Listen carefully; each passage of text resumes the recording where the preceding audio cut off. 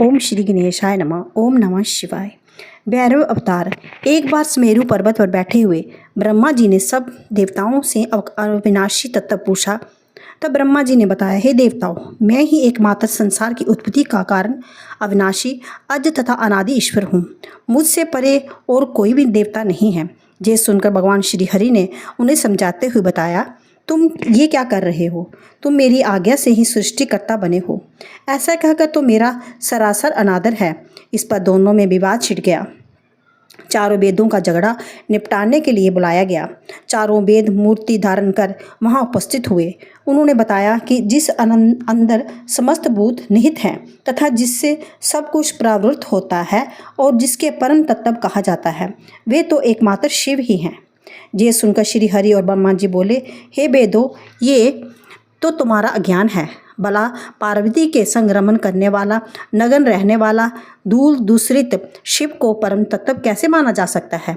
वे परमात्मा नहीं हो सकते। दोनों के परस्पर विवाद को सुनकर एक ज्योति प्रकट हुई।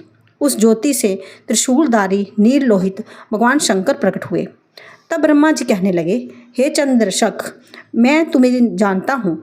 तुम तो मेरे सिर पर उत्पन्न हुए हो। रुदन के कारण मैंने तुम्हारा नाम रुद्र रखा है। हे पुत्र, तुम मेरी शरण में आ जाओ। ब्रह्मा जी की अहंकार से भरी वाणी को सुनकर शिव जी को क्रोध की सीमा न रही। उसी क्षण उन्होंने अपना क्रोध से भैरव नामक एक व्यक्ति को उत्पन्न किया और उससे बोले, तुम ब्रह्मा पर शासन करो तथा संसार का पालन पोषण करो। तुम्हारा नाम भक्तों के पाप भक्षण करने के कारण पाप भक्षण भी होगा। तुम मेरी काशी नगरी के अधिपति बनो। वहाँ जितने भी पापी हों उन्हें तुम दंड देते रहना। यही तुम्हारा काम है। काल भैरव ने भगवान शिव की आज्ञा सुनते ही अपनी उंगली के नख से ब्रह्मा का सिर नोच लिया।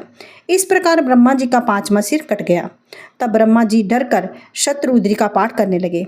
इस प्रकार ब्रह्मा और श्री हरि की इस बात का ज्ञान हो गया कि शिव शंकर ही ब्रह्म रूप हैं। इस प्रकार ब्रह्मा और श्री हरि का अहंकार समाप्त हो गया। भगवान शंकर ने उन्हें अभय प्रदान किया।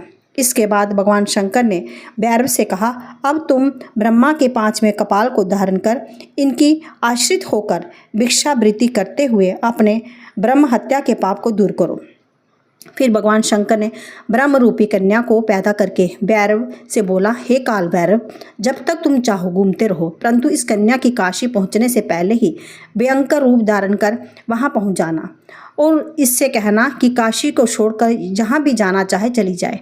भगवान शंकर की आज्ञा से भैरव ने कपालिक व्रत धारण किया। उसके बाद विश्वात्मा कपाल हाथ में लिए भैरव काशी पहुंच गया। उस कन्या ने तीनों लोकों के भ्रमण में भैरव को पीछा नहीं छोड़ा। एक बार भैरव नारायण लोक में पहुंचा। भगवान नारायण ने उन शिव रूप को देखकर समस्त देवताओं सहित प्रणाम किया और स्तुति की।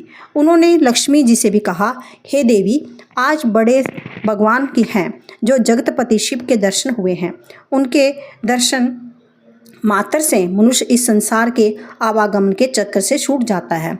फिर उन्होंने शिव रूपी भैरव से पूछा, हे त्रिनेत्रधारी, आप किस प्रयोजन से भ्रमण कर रहे हो? तब उन्होंने श्री हरि को बताया कि ब्रह्म हत्या के शमरनाथ मैंने ये काल्पनिक व्रत किया है। लक्ष्मी ने उन्हें भिक्षा में मनोरथी नामक विद्या भेंट की। भैरव जी कपाल रूपी खप्पर में वे विद्या लेकर प्रसन्नतापूर्वक भिक्षा हेतु दूसरी जगह को चल पड़े। ब्रह्म हत्या भी उनके पीछे पीछे चलती रही। अब भैरव जी काशी अभिमुक्त क्षेत्र में पहुँचे। वहाँ पर ब्रह्म हत्या पाताल लोक में समा गई। भैरव जी के हाथ से ब्रह्मा का 5वां सिर पृथ्वी गिर पड़ा।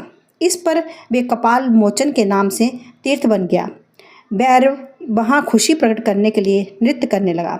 जो मनुष्य कपाल मोचन का स्मरण करता है, इस जन्म तथा दूसरे जन्म के पाप नष्ट हो जाते हैं। जो व्यक्ति काशी में मंगलवार या जन्माष्टमी के दिन कालराज भैरव की मूर्ति का दर्शन करता है, उसे सभी पाप धुल जाते हैं। कारागार आदि मंदिरों से जकड़ा मनुष्य भी कष्टों से मुक्ति पा जाता है।